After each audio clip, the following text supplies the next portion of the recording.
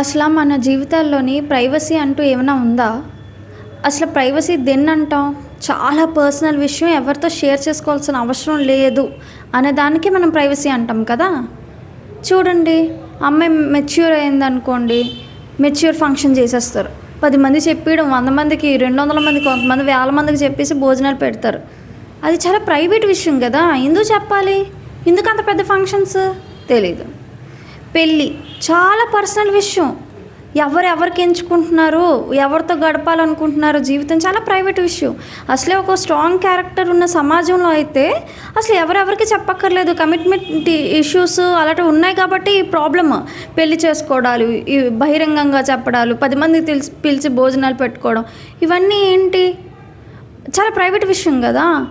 Marriage అయిపోయిన తర్వాత husband wife relation కూడా బహిరంగంగా అందరికీ చెప్పడమే, అందరూ అడగడమే ఎలా ఉన్నది వాళ్ళ రిలేషన్. గురు శిష్యుల రిలేషన్ ఎంత పర్సనల్ విషయం. ఎవరికి గురువుకు చేసుకుంటున్నారో, ఎవరు శిష్యుల కింద యాక్సెప్ట్ చేస్తున్నారు అనేది చాలా ప్రైవేట్ విషయం. అది కూడా తెలియాలి అందరికీ, ఎవరెవరు గురువు, ఎవరెవరికి శిష్యుడు. అసలు ప్రైవసీ ఎక్కడుంది మన సమాజంలో?